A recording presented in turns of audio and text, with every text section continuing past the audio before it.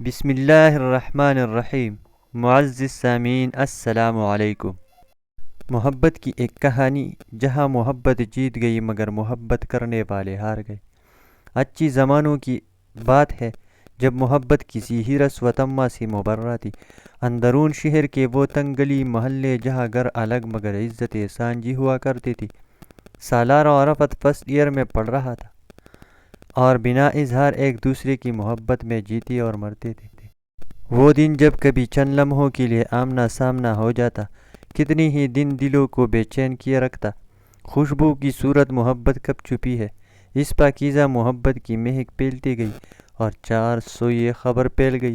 سالار مختلف اندیشوں میں گرا، آفت سے بات کرنے کو بےتاب تھا، یہ جانتے ہوئے بھی کہ یہ محبت یک طرفہ نہیں۔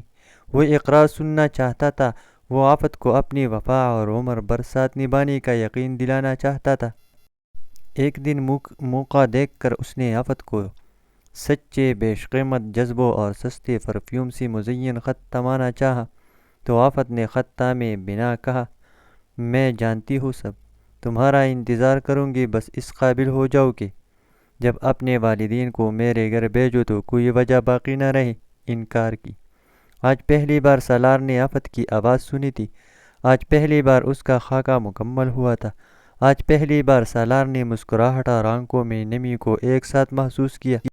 اسے کچھ بننا ہے، اسے آفت کا ہاتھ مانگنا ہے، اسے اپنی ساری عمر آفت کے سنگ بتانی ہے۔ FSC کا نتیجہ آ گیا اور سالار جلد سے جلد اپنے پیروں پر کھڑا ہونا چاہتا تھا۔ فوج سے پرانا لگاؤ اور آفت کی کہی بات نے فیصلہ آسان کر دیا اور سالار سب امتحانات پاس کرتا PMA پہنچ گیا۔ منزل آسان نظر آ رہی تھی، راستے کھلتے نظر آ رہے تھے۔ اپنی پہلی چھٹی پر سالار نے ماں کی گود میں سر رکھ کر دل کا حال بتا دیا، مگر ہم ذات پات میں بٹے لوگ محبتوں کے احساس سے عاری فیصلوں کی تلوار ہاتھ میں تھامے سچے جذبوں کو قربان کرنا کچھ برا نہیں جانتے۔ ماں نے انکار کر دیا، اپنا فیصلہ سنا دیا، اپنی ممتا کو اور سالار کی آنسوؤں کو نظر انداز کر کے اپنے اندر چھپے براہمن کو سالار اور آفت کے رشتے کے متقابل لا کھڑا کیا۔ دوسری طرف آفت کے رشتے آ رہے تھے اور وہ سالار کے کئی وعدے میں بندی انکار پر انکار کیے جا رہی تھی، مگر اب بہت مشکل ہو گیا تھا۔ بات ماں کے ہاتھ سے نکل کر باپ تک جا پہنچی تھی۔ آج پہلی بار اس نے سالار کے نام خط لکھا اور گھر والوں کو بھیجنے کی استدعا کی، مگر یہ خط کبھی سالار کو ملا ہی نہیں، کیونکہ اس کو سالار کے والدین نے چھپا دیا اور چھوٹی بہن کو اپنے قسمیں دے کر چپ کرا دیا۔ جس دن سالار کی پاسنگ آؤٹ تھی، اسی دن آفت اپنے آنسو چھپائے کسی اور کے نام ہو گئی۔ دو محبت کرنے والے کسی کی جھوٹی انا کے بینڈ چھڑ گئی۔ سالار نے آفت کو اور آفت نے سالار کو بے وفا سمجھا اور وقت اس زخم کو مندمل کرنے سے قاصر۔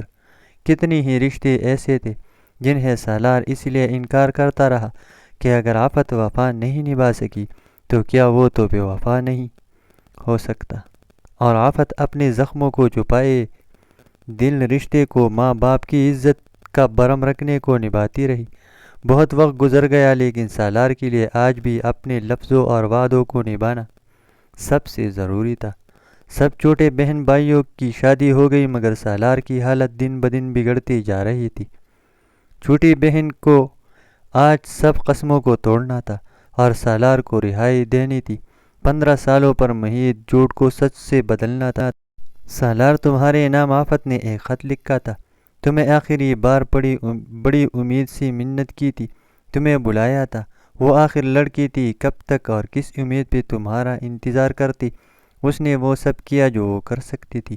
سالار خاموش تھا مگر آنسو کسی چشمے کی طرح اس کی آنکھوں سے امڑ رہے تھے، مگر وہ نہیں جانتا تھا یہ آنسو خوشی کی ہے کہ آفت کے وفا ان کی محبت کی طرح ہر شک و شبہ سے پاک ہے، یا اس تکلیف کی جو ان 15 سالوں میں اس نے ہر روز جی لی۔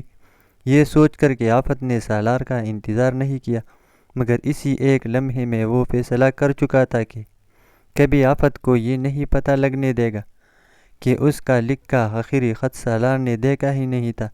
سالار کو بے وفا سمجھنے کی تکلیف اس تکلیف سے بہت کم ہے جب آفت یہ سوچے گی کہ وہ سالار کا انتظار کر سکتی تھی مگر نہیں کیا۔ اور انجانے میں سالار کو خود سے بے دخل کر دیا۔